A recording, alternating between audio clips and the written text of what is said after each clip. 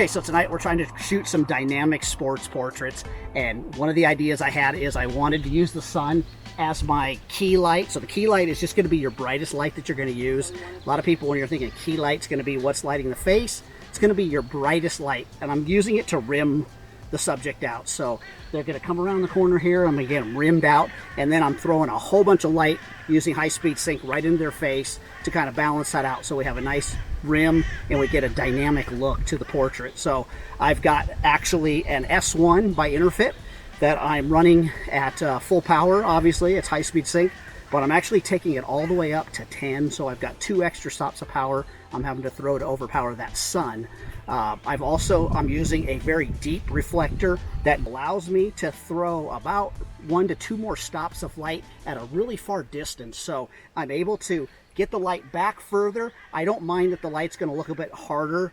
It's not going to be super soft. It's going to have a more chiseled look, but that's the look we're going for whenever we're shooting sports portraits. We want everything to look, you know, chiseled and great. So it's going to look awesome. So let's just take a look and see what we get.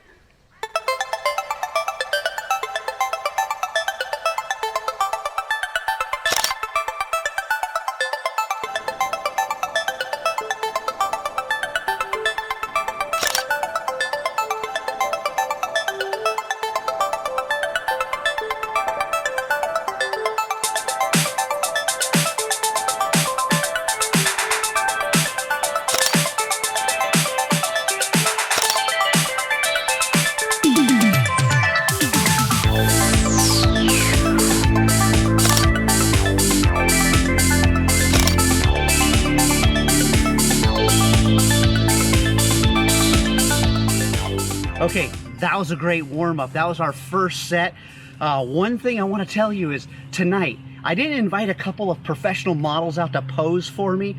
I invited 2 of my friends who are actual runners. So here's what I'm finding is the hardest thing for me right now is to get the timing down so that I get them right in the right pose. I took a ton of photos, but a lot of them, you know, the hands were in the wrong spot. That's one thing with sports portraits, especially if you're doing real ones, is catching the right timing. So at one point, we put a rock in the middle of the trail, and I'm like, jump over that rock, and I'm gonna try to get you right in stride, jumping over that rock. But now we're gonna move to somewhere a little bit wide open. This way I have a lot of more options to move around. I can get some lower shots, but let's just see what we can get.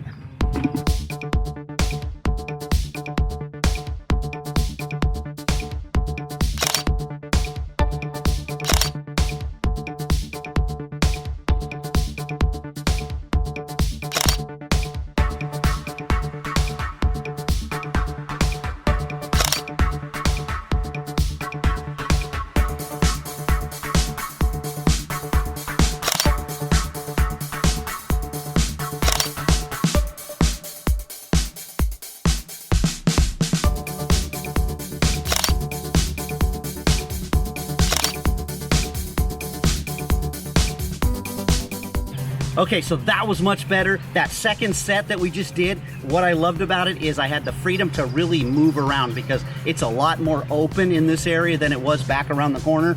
I think it's got a little less trees. There's some spots where I was able to get them a little bit more up into the sky. I felt like those trees are really competing for attention. It's a really busy background, but we're having a lot of fun.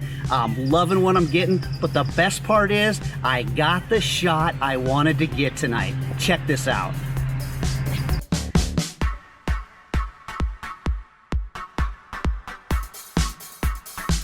Oh, that is awesome.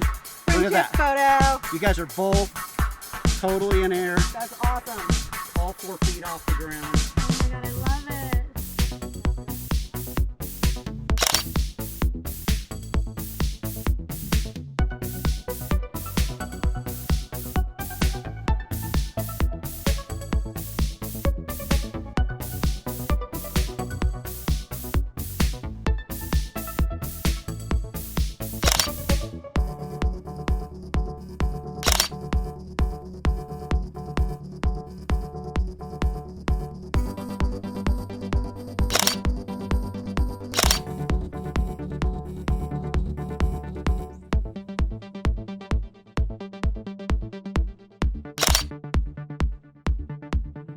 Okay, so that was a lot of fun. We just took a few minutes. I didn't bring any soft modifiers. Everything I had was for hard chiseling light.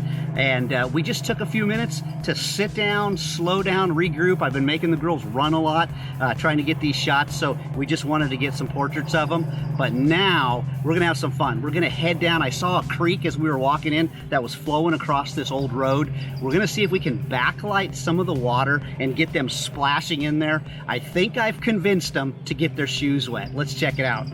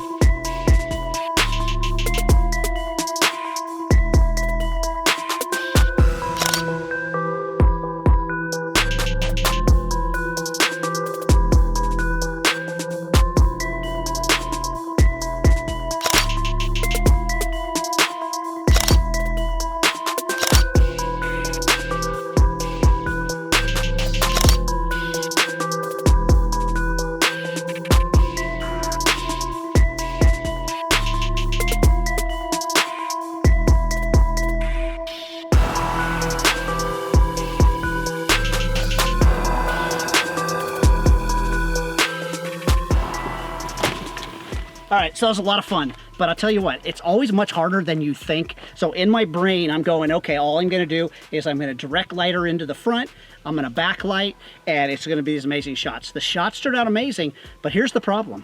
When the light's right directly behind you, it's gonna be in camera. I wanted to shoot a little bit wider so we can get some of the trail, so we know what's going on. But one thing I wanted to show you, I talked about it earlier, is this deep reflector. So this deep reflector, I had a grid on it some of the night. The first part of the night, I totally forgot to put that on, and light was spilling all over the trail. But by putting on this honeycomb grid, I was able to cut the beam down and get it right on the talent.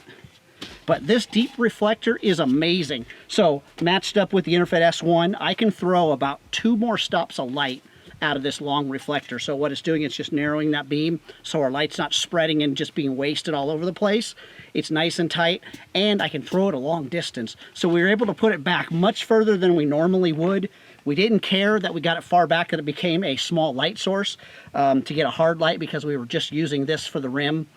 Some of the night, the sunlight was our rim, and we were using it as our key.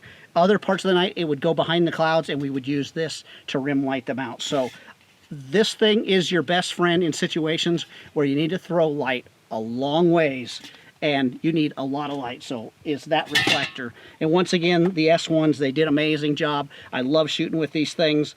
They're just a workhorse, and I'm never let down by using these.